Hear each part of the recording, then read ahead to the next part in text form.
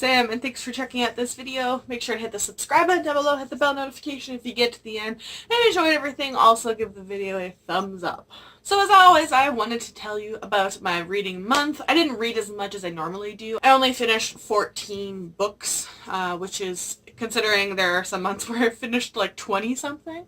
Not as much as I was wanting to get done, but I did a lot of traveling. So I'm just happy that I got the books done that I needed to get done, and some other books. And I found some really good ones this month. Also, this is my first month doing a wrap-up and having my, book agenda handy, and it is very handy already.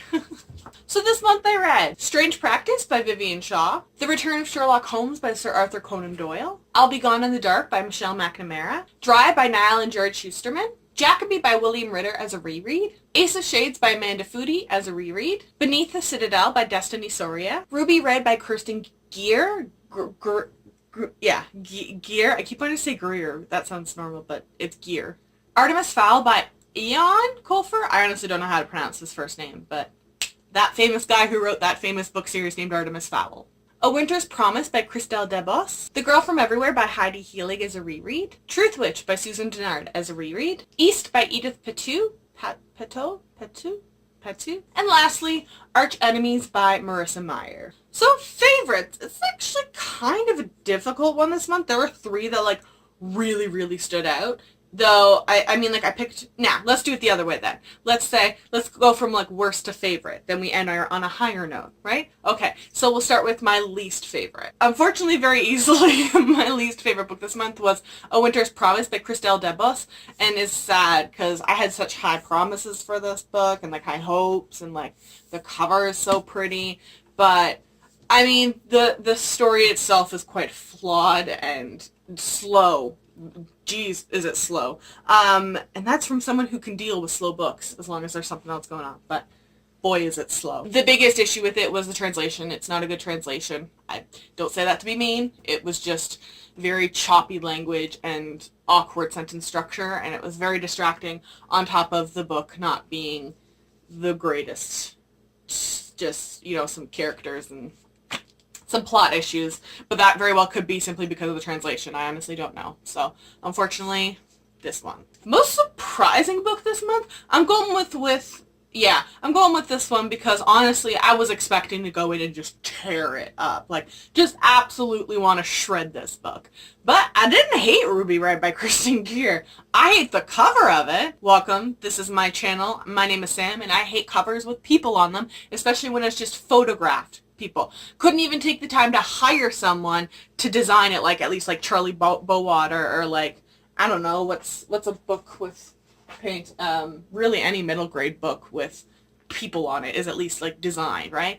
So, however, that aside, didn't hate it. Was very surprised. I had legitimately already kind of pre-pulled the rest of the trilogy off my bookshelf to put in my unhaul pile, but it's not terrible. It's not the best time traveling book I've ever read, but it's got a pretty unique premise, actually, so I'll definitely give it props for that. And I am going to continue on with the series, so the surprises all around with this one, in a good way. Now, favorites, this is difficult, because I was literally even just standing here 20 seconds ago and was like, okay, there's these 3, but then there's this other one that I'm like, but I loved that one too. Basically, every book that I haven't mentioned so far that wasn't a reread was really, really good. So, my favorites of the month, in no particular order, were Arch Enemies by Marissa Meyer, Dry by Niall Schusterman and Jared Schusterman, Beneath the Citadel by Destiny Soria, and I'll Be Gone in the Dark by Michelle McNamara. Honestly, these books were all just really well done, either incredibly unique or this was probably the best nonfiction I could have picked to start my year off. One of my challenges is to read 1 nonfiction a month. This book is amazing. It's a really interesting and relevant topic right now with the trials going to be going. I don't know, it's just quite interesting because we have someone that was just found guilty in Toronto of not this exactly, but serial killing. So it was just, I mean, I'm very privileged. It's not a common occurrence here in Canada. We have some bigger names like Karl Homolka, Paul Bernardo, and that's kind of all that I know. We don't, it's not a common occurrence thing, or I've just been very blind to it. It was just really well done, and she passed away before this person got caught. And then the foreword by, how do you pronounce her name? Gillian Flynn. And then the afterword by Patton Oswalt was just really, really well done. And I'm really curious to see, they're doing a documentary, and then the trial coming up. So yeah, I think this one just stood out the most to me because I wasn't sure how I was going to deal with a nonfiction. But I really loved all of these books. As always, I have a couple lessons that I learned this month. First of all, please, please, please, please, please take care of books when you translate them. Please. Take the extra time if you read it and something feels off. Please, translators. There's no way that a translator with native English read this, helped translate this, and it passed by people. There's absolutely no way. Like, I don't even understand. No, just no. And sometimes, a book's just not going to work translated. It's going to happen. And so this is one of those cases. It was one or the other or both. I don't know. But please take time, because you're doing a disservice to the story and to the author when you translate it sloppily and very choppily. It's like only the beginning of 2019, and I've already found, like, I don't know, I can't remember when I technically read Gilded Wolves. I'm going to count it as 2019 though, because it was probably late December if I didn't. But I've already found 2 books with probably the most amazing intros to books I've ever read, and I love them. So books falling out. High props to Destiny Soria. This is one of my all-time favorite first scenes in a book, with literally, you're going in, and there is just, but this in the Gilded Wolves. The Gilded Wolves, someone's, like, hand gets cut off, basically, by these, like, ghosts as she's trying to leave her house. It's super creepy and eerie and weird and awesome. And then in this one, it starts off with these people being tried for a treason and assassination attempts and all this stuff, and they're just trolling the court as they're finding them guilty, and the court doesn't know what to do. It's one of the greatest scenes I've ever read in my life. So props to Destiny Soria for that. Hardcore. I'm never ever giving this book away because I want to constantly reread that first scene over and over and over again. This month was also weird for cover deception. I was ready to hate this. Like, ready to absolutely, like, set it on fire, hate it after this cover. I just hate it when there's white chicks in ball gowns photoshopped on the front of covers. It's sloppy and lazy in my opinion. And then I read Winter's Promise, which I was just ready to 5-star almost off of the cover alone, and it sucked. I no disrespect to the author, this is not the author. The translation is really, I can't actually comment on the actual content really. The translation itself is just bad and choppy, and I don't even understand what most of the, like, it just, no. So, this was a learning month for me to not always lean on the cover aspect. I don't know why I'm having a hard time putting this phrase together. Don't judge a book by its cover, moron. Oh my god. This is also just your monthly reminder that Niall Schusterman has to be stopped because he just hurts everyone. I've also come to realize that, like, paranormal historical fictions are kind of like, even paranormal fantasy or contemporaries, just paranormals are kind of my new trash. I don't know when that happened, because I find, like, zombies and that kind of stuff normally, like, really cheesy or, like, just meh. But, like, even in the last year, like, I read Devils Unto Dust. It's more zombies and Wild West or whatever. But, like, it's got paranormal elements. And then I read, like, The Rook and Stiletto. Also amazing.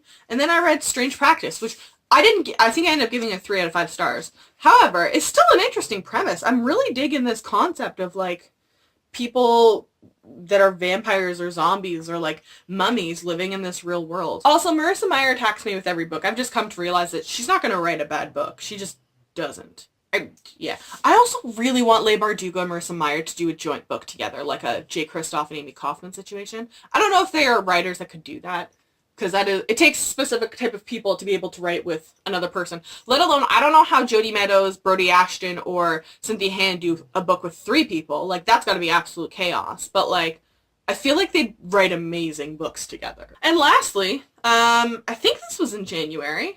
Yeah, I'm like 99% sure.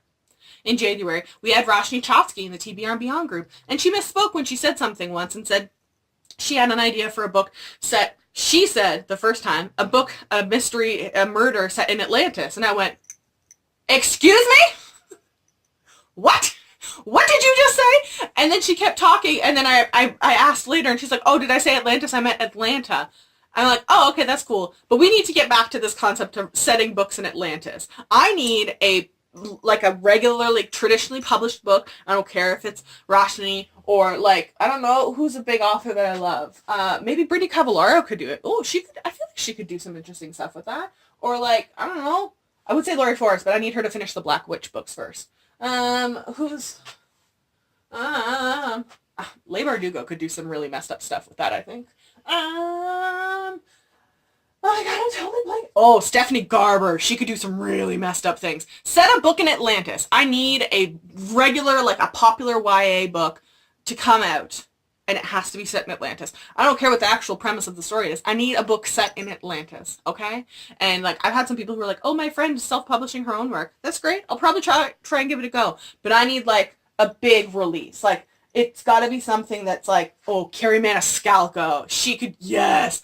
Carrie Maniscalco needs to set her next murder mystery in Atlantis. Oh my god, that would be Lindsay Faye too. She's really good with historical fiction.